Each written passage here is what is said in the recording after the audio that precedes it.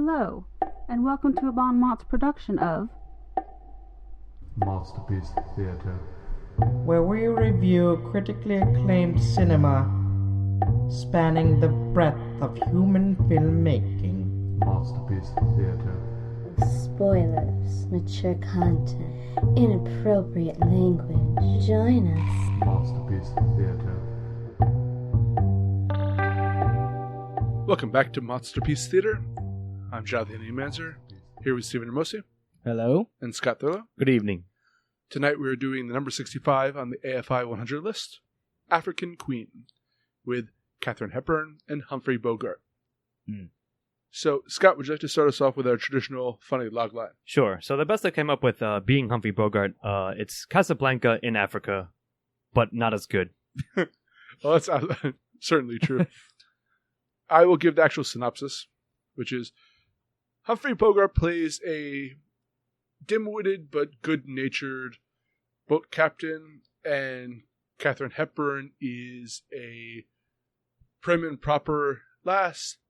They are trying to escape German-occupied Africa, and they go down a river for an hour and 45 minutes. Yeah. Hijinks ensue on a river. If you wish to call them hijinks. Anyway, we'll start off with the introduction to delve further in this. Stephen Ramosi? So the film starts off with Katharine Hepburn's character, Rosie, who is in a town doing missionary work with her brother, whose name I actually don't recall. I think it was Sam. I think Sam, the brother is what yeah. is credited as. He definitely was in the credited as a credits, brother, it's but in film the she brother. refers to him as Sam or Samuel, I believe. So they're there. Her brother, I guess, is a priest of some kind, or Preacher. some kind of preacher. Deacon. And Doesn't really matter. the Germans. Well, you first get introduced to Humphrey Bogart's character, Charlie. He comes in for tea. He's kind of a off-putting, uncivilized. He's a rough and character. tumble dude. Right. He's uncouth. Yes. A bit, Exactly. yes. Then he wanders off into the jungle, basically, and the Germans show up. Oh, after Humphrey Bogart gives a very short synopsis about the war happening, 12 seconds later the Germans show up. To be clear, World War I, that is. Right. 1914. It's 1914. Yes, but framed through the perception of Americans of Germans, because this Shortly was filmed after in 1950 something. 1951 or 2, yeah. I believe, yes. True, good point. The Go Germans show up, basically roust everybody from the town and light all the huts that are there on fire. And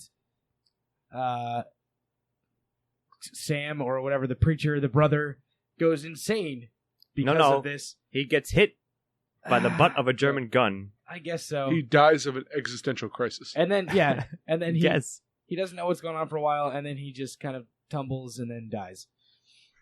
Katharine Hepburn, Humphrey Bogart shows up about 12 minutes later, says that his entire crew has left him, and he's come back to save Katharine Hepburn's character, Miss.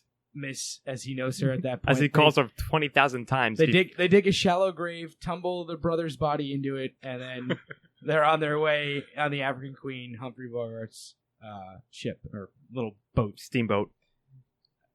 And I think that's about the part where Yes, the intro absolutely. ends. That right? is definitely the intro, and yep. That's all I could say about it, I guess. Go on. So I saw this movie about 15 years ago and remembered only the shallowest details about it, Mhm. mainly a boat and Humphrey Bogart's the captain of it. I thought it was kind of an action-packed adventure, but it was a rom-com It's almost the of opposite the of that. worst kind. And Not the worst kind. Have you ever seen a rom-com before? It Because doesn't they're all matter, at least but that bad. It if is not not. way worse. It is not an action-packed movie. We can agree upon that. but no, here's the thing: is it's weird because There's a good amount of action in it. it bounces from action adventure to weird comedy, or Yeah. attempts at comedy, as I'll call them. Yes. And Good You know description. what? I think we all laughed at this movie a lot more than some comedies. Yes, at the movie, but not because the movie Sure. was intending I us to laughed do that. at it, Yeah. not with it. Exactly. So it was just like there's this one scene where they're introduced at tea, the brother, Rose, and Charlie. Mm-hmm.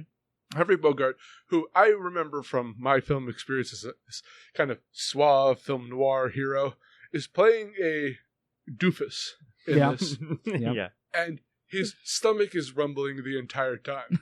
And it is so awkward and bad. No, but not only that, like unnaturally loudly. Like nobody's stomach rumbles this loudly. Like it's played for comedy. Yeah. The but entire point it makes no is that sense. it's awkward. It's supposed to be awkward. Guess. But I don't think it worked. And here's the thing is, I mentioned it in this part. A lot of the scenes, especially in the opening, felt like they were out of a silent film, comedy, like a Charlie Chaplin film. But this was not that. It's a spoken. It's a spoken. A talkie, if you will. Yeah, yes, a talkie. And I don't know. It just the genre shifts in the opening, specifically in the opening scene, were really like kept me confused. Mm-hmm. So that I was confused, not narratively, but just what this movie was what they were trying going to do. for. They're keeping you on your toes. I mean, I suppose, but not again, not intentionally. I pretty much agree with E. I got that very much same sense of it. So like, I wasn't quite engaged with it. It didn't like draw me into the story necessarily all that much. So I don't know if I'm gonna give it a good score here. What do you got? You got anything, Steve, to add? Not much to add. I mean, what happened. It was an introduction. I'm not sure if I was invested. I guess I Here's want the to thing, say this was strictly an introduction in all senses. Because this movie starts when they get on the boat, Right. and that is the main focus of this film. Humphrey Bogart and Katharine Hepburn's interactions on the film. Everything before that is just a framework for why they're on this boat. yeah, And that's true. narratively, that's poor. And then mishandled as well, I can't forgive that. I definitely agree with that. I think that's well said. So therefore, I'm gonna give it a 0. I agree. Yeah, I think I agree. It's not. I mean, it's an introduction. It That's tries to all do it is. too many Like, things it at doesn't- once and fails at them all. I think at the end of the day, I don't think it even tried to do that much. in the show. comedy, like war drama, but like different genres. yeah, you mean, like the yeah, genre that's what I shifts? mean. Yes. Yeah, I guess so. I'll give it a 0. I'm gonna agree with you guys. I don't think it was Wasn't all that engaging, man. all that Yeah. terrific. All right, Scott, it's on to you with the body. Alrighty. So after that, after the Germans invade the village and start burning it down, they decide to flee. So the body is probably like 80% of this movie. Like the intro and the ending, which we'll come to shortly, are pretty brief and abrupt. The body is just basically Humphrey Bogart and Katharine Hepburn on the African Queen, his little steamboat, trying like.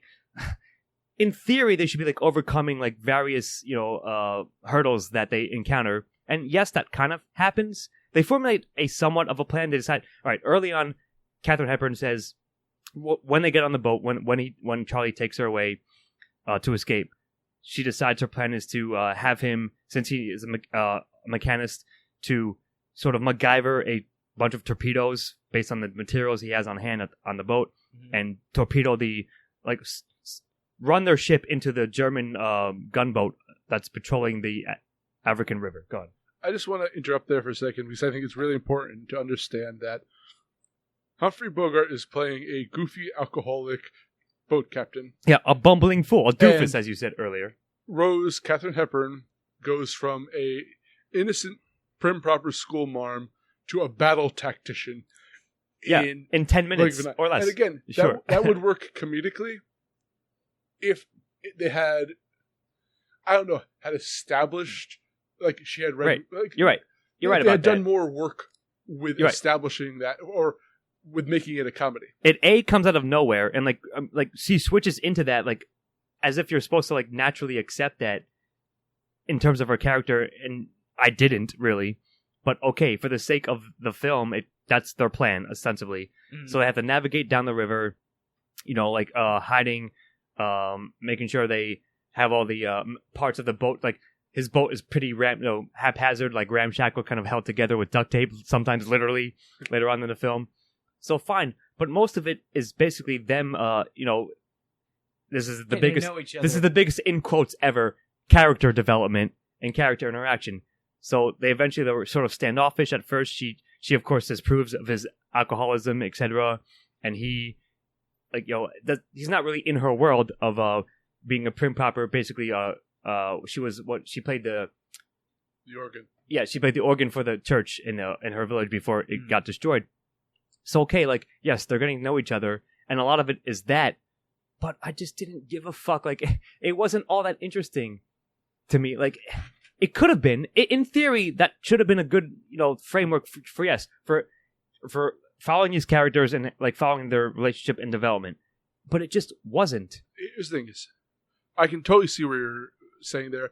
I think it eventually worked.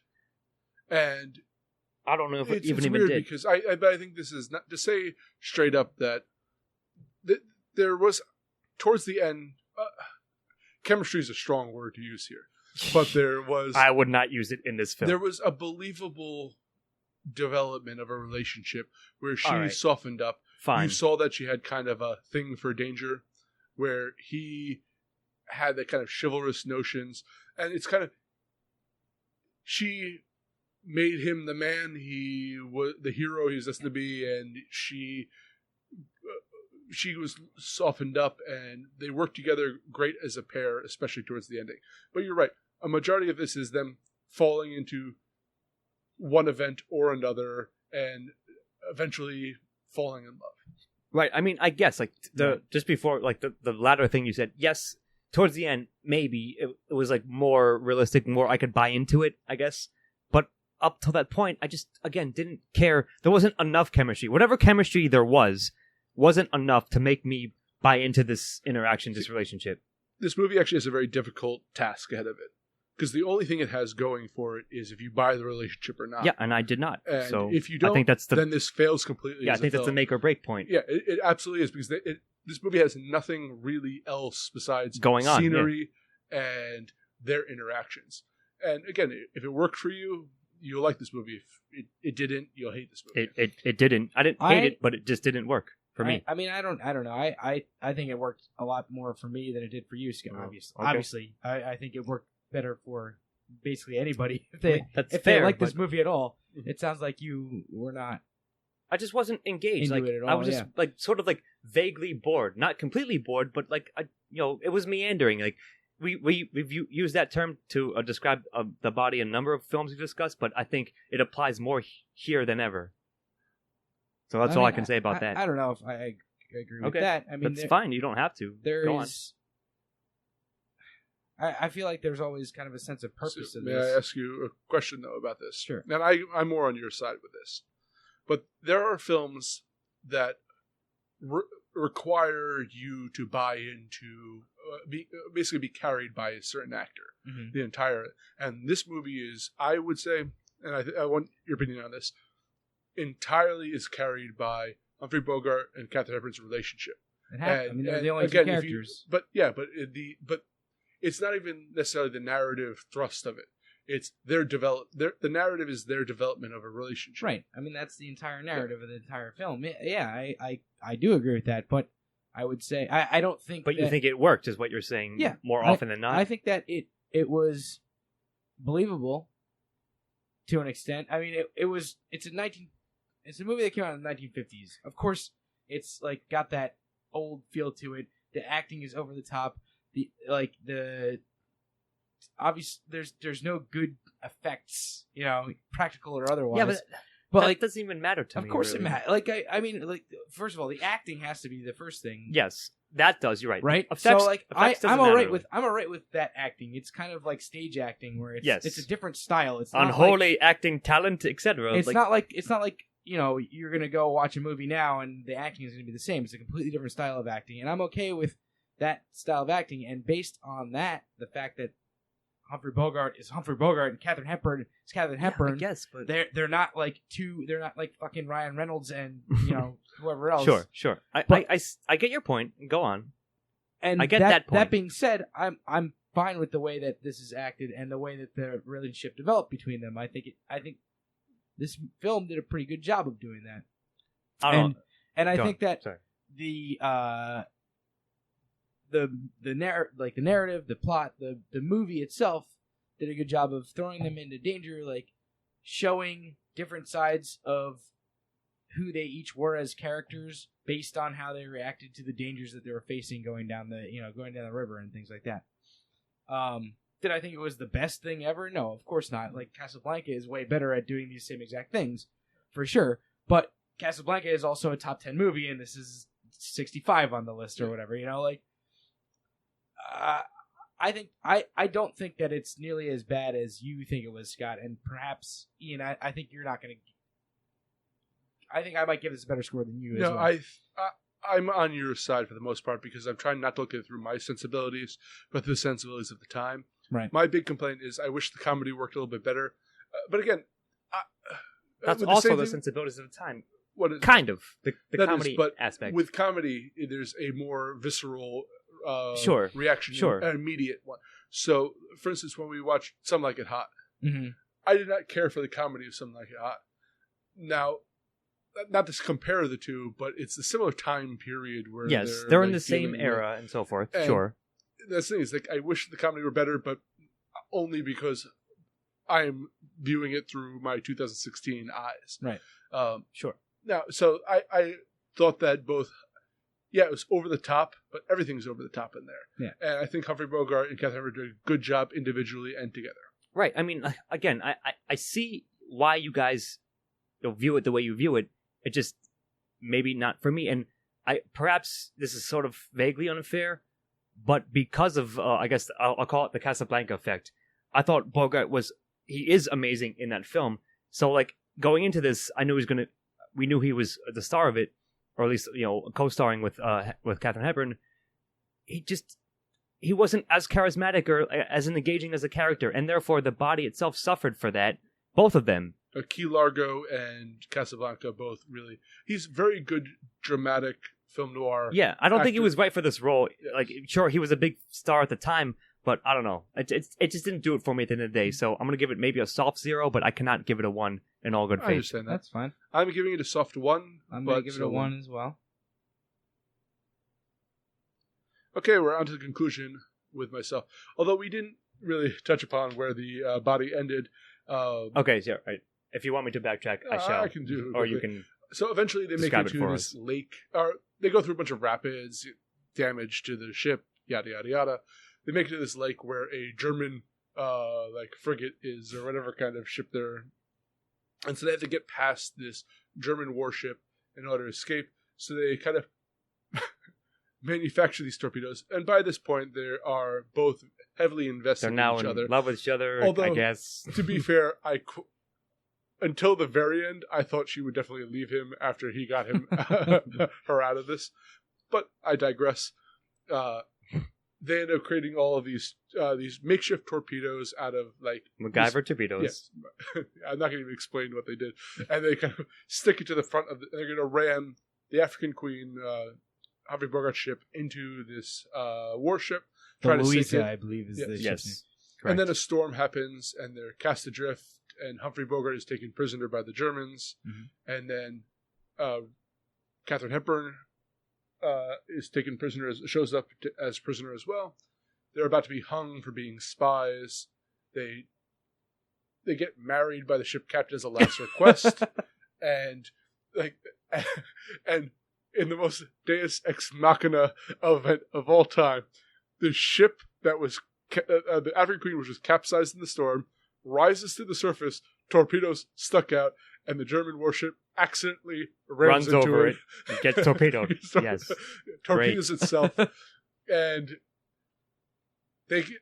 all the Germans survived, yet somehow Humphrey Bogart and Katharine Hepburn ended up in a segment of water that had no other survivors around them. So they end up escaping to the shore, a loving and married couple now. Also singing an old maritime song while they're doing that. So, I mean, like, actually, I might give the ending a soft 1 because it was, again, I was trying to keep in mind, yes, as you guys said earlier, that the time and the era, the time and the place that this movie was made, and what it was, trying to do, and the Hollywood system, etc., at the time, again, and so forth.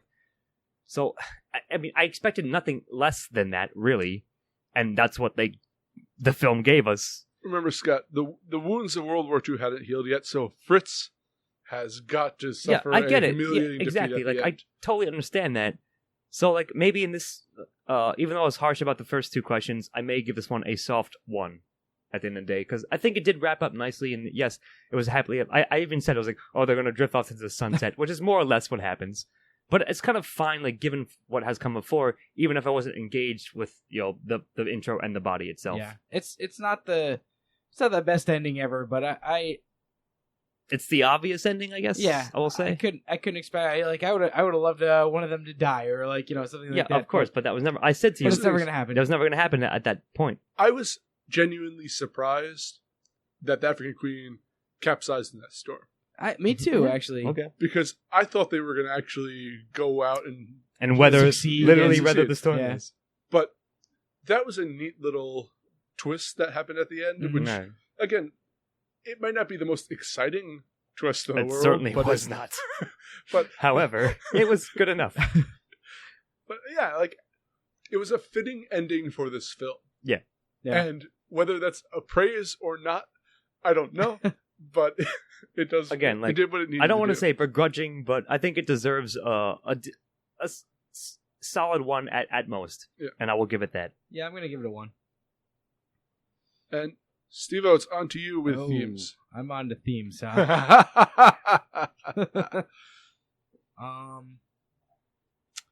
I guess this movie is about love conquering German. rapids, Love- or something. love beach White German. water? Yeah, I mean the themes are not a particularly strong part of this film. I don't think. Sure, and before you go on, sorry, to be fair, allow me to cut in that, again, because of the nature, because of the time and the place that this film lies in, they weren't necessarily, like, addressing all that deep of any themes whatsoever at that time, you know what I mean? I think that's a They're, cop out.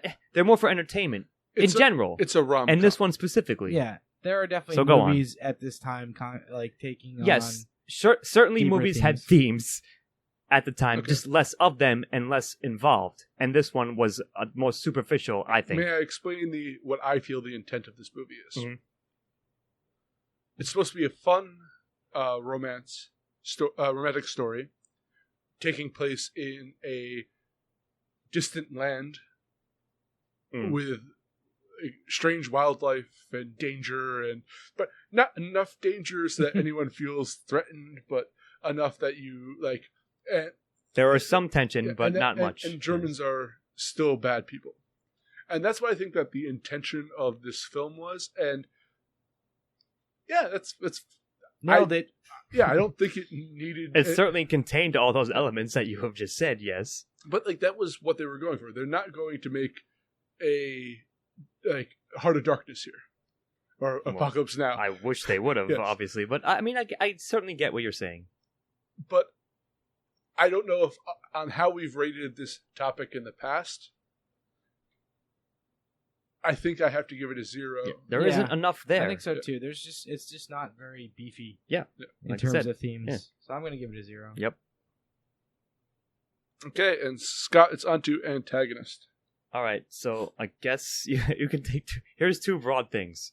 In theory, yes, of course, it's the Germany invading, taking over, and mutilating, if you will, like, just doing their classic, in quotes, German thing. Driving the brother crazy. Yeah, well, yeah, just being German dicks, really, if you think of it that way. Because again, it takes place in 1914, so World War I is happening, and this is in Africa, so like they don't know. Like, I think one of the somewhat stronger points is when Charlie shows up, and as we mentioned in the intro, he only has like sort of vague news about what's happening in the war. He was like, yeah, they're at war, and also other like Austria, like a number of other like countries are involved, like England and so forth, and other like. So that's how news was. Like, there's no internet and so forth. Like, that's what you knew about it. And his job was being like sort of a courier with his boat up and down in Africa, up and down this river.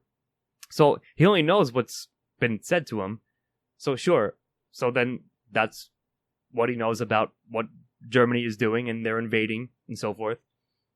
So is But- lack of information one of the antagonists? Yeah, see, like the thing is, like, I could make that argument, but I think it's too. The film never, of course, intended that, Yeah. and it's two things. It's that, like you said, it's Fritz, as you just said, facetiously, kind of, but still, you're right. Because of the time and the place, they were intending that. I think at least it was obvious, and also maybe like man, this classic of man versus nature, right? Trying to survive the river stuff, and that's kind of fine, I guess. Go ahead. I'm going to steal something that Mr. Amosier yonder has taught me about it. What antagonizes the protagonists throughout the course of this work? Granted, yes, mechanical failure. Rose is constantly antagonized by her British, her need as a British national God save the Queen. to defeat the German threat. But I really think of what antagonized them was, in a sense, nature, Africa. Yeah, and sure, the idea of a man versus elements. Yeah, everything works well. Like again, I think it's highlighted by when they're what's that called? The tiller? Is it the rudder? The rudder, or not the rudder. This. Anyway, their boat breaks at one point. The prop or the propeller? Yeah, propeller. Isn't that the rudder? The shaft that attached to the propeller. Right. Nonetheless, so Charlie says that if I was in Nairobi, I would be able to fix this easily. I can get an anvil. I could get to a workshop that will provide me all the needs. But I don't know if I can do it out in the wilderness. And eventually they overcome that. But the constant thing is that you can be on the frontier as long as you have that connection to civilization. But the minute that connection breaks down and you are alone in the wilderness, it starts to prey upon you. I think there's a great thing where he's in the water and he just comes out covered in leeches. Mm-hmm. And they have to salt the leeches off. There's all these great moments of them having to face nature. They do a really good job of having nature come back at them in a bunch of different ways, and they have to try and figure out a way through it. It's the water, it's the rapids, it's the rain, it's the bugs like the mosquitoes, leeches. Right, yeah, good point. There's several times where they show shots of crocodiles that are like just jumping in the water. It's all about trying to get through. There's a scene where he's like Charlie's like fevered, and like honestly he gets over that pretty damn quickly. I think the next morning he's like fine, but it's all about that, trying to get through and trying to get past where nature is trying to knock you down. I suppose you guys are right. Like in an isolated situation, you have to overcome, the adversities that are faced, that you're faced with without calling help from civilization, if you will. It's not Castaway or The Revenant. Right, that's what I'm saying. Or The Martian, even, or etc. Like anything like that. But for a antagonist for a romantic comedy, it worked pretty well. Yeah. I guess you've again begrudgingly convinced me that I will give it a soft 1 because yes, they did have to overcome it. That was antagonizing them throughout.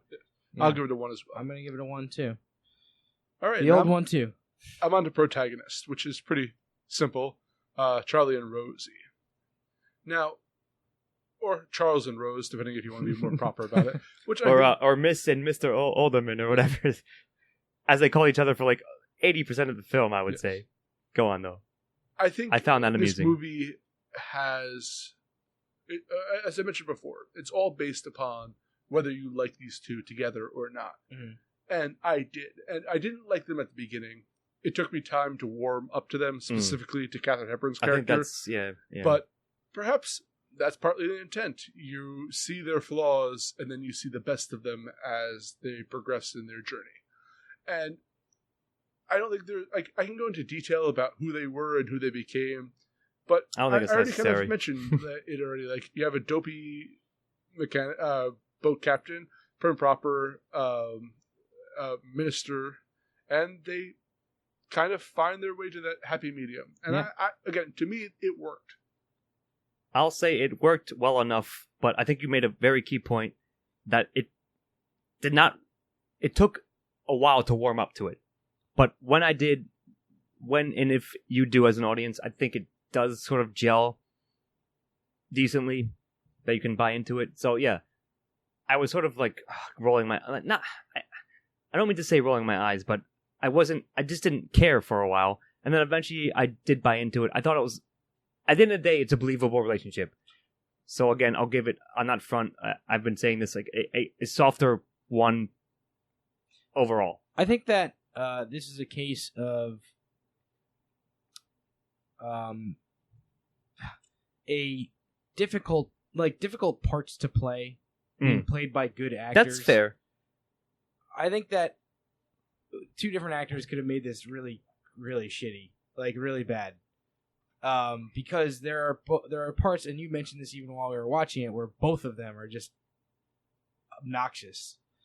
But you're right, they do gel in the end. Like you know, and I don't know if you guys felt this way too or not, but like Humphrey Bogart's like dopiness at the end, like I was like, all right, that's just who this guy is. Like I kind of believed him as a character, and I believed Katharine Hepburn as like this uptight character, and they both kind of became better. Like you know, they softened the parts of them that were hard edges. Sure, they traded by the end of the movie, aspects.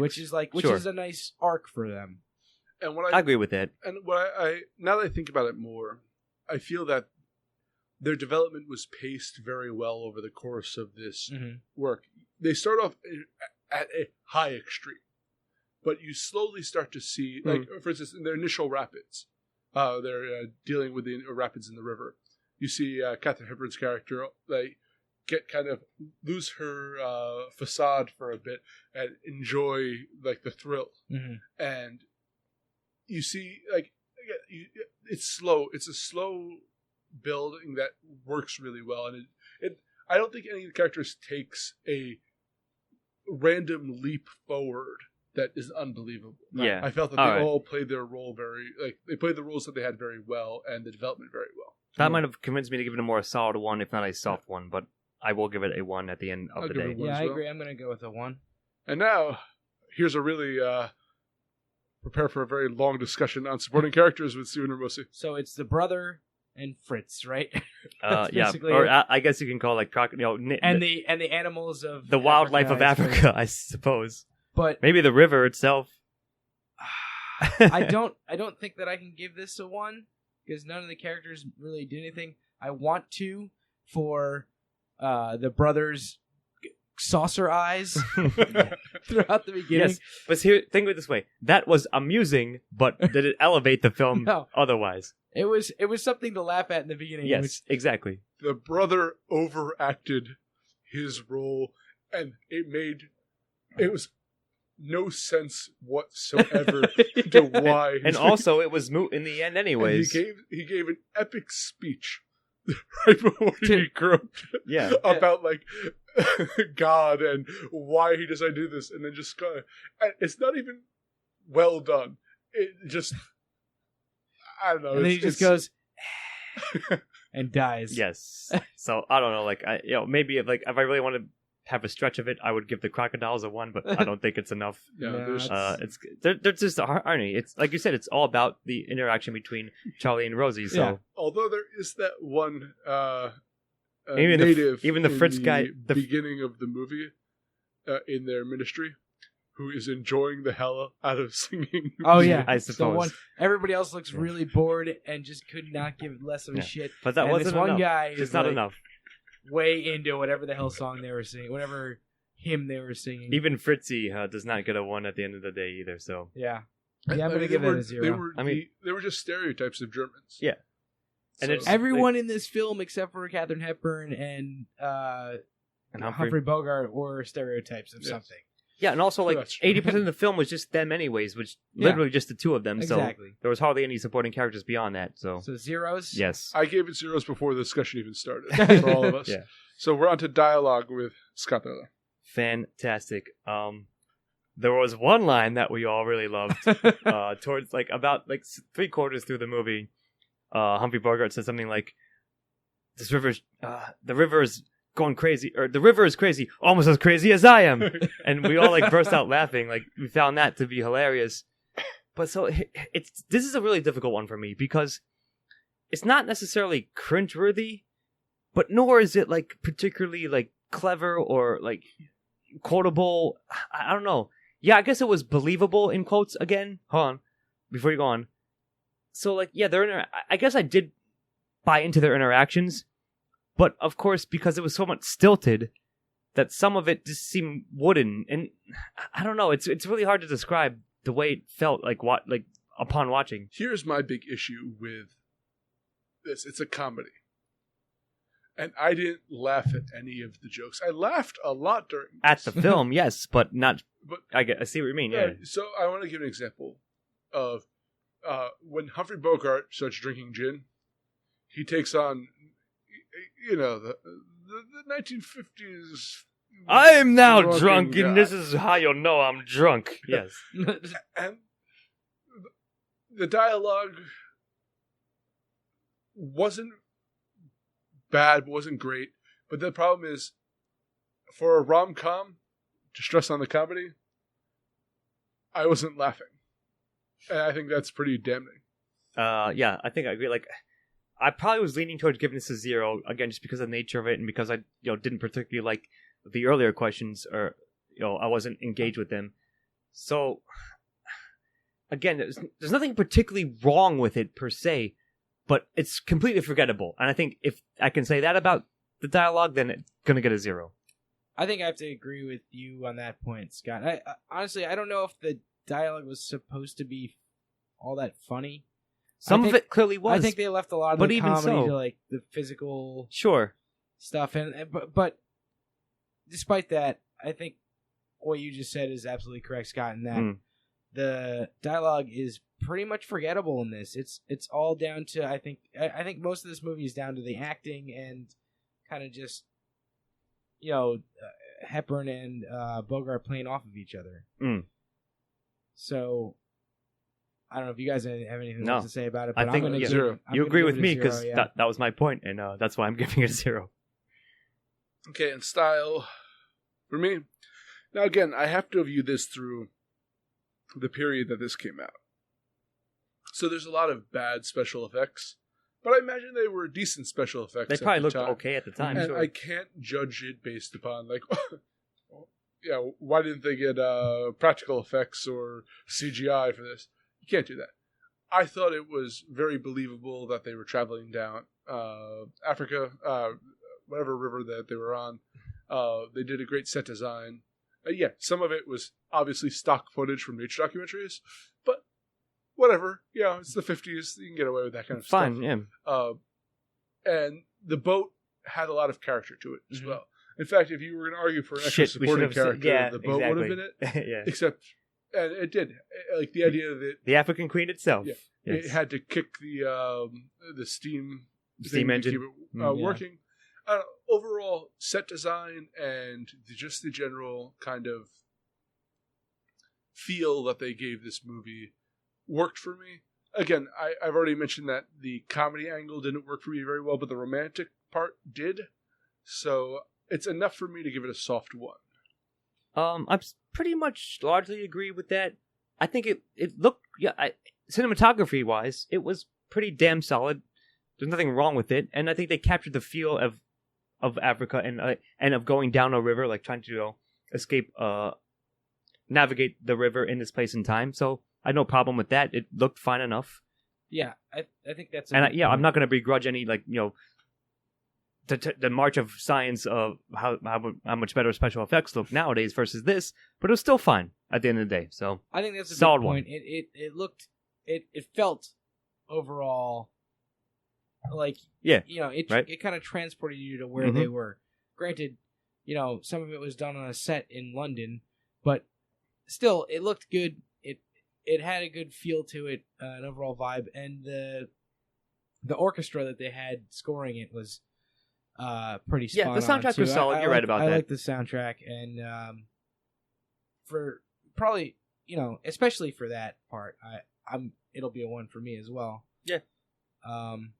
So are we all giving it 1s? I give it a solid 1. One last point on this: that there was some miniature action going on there. Yeah. And I'm down for some miniatures. All right. There you go.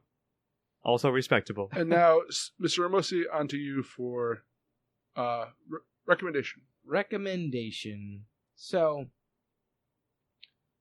I think that this is a movie that most people will not really... Most people our age or younger won't really care about or dig watching. I think that this is probably a movie where like our parents would probably watch this like, on a Friday night or something when we were kids or something like that. But I don't know. I'm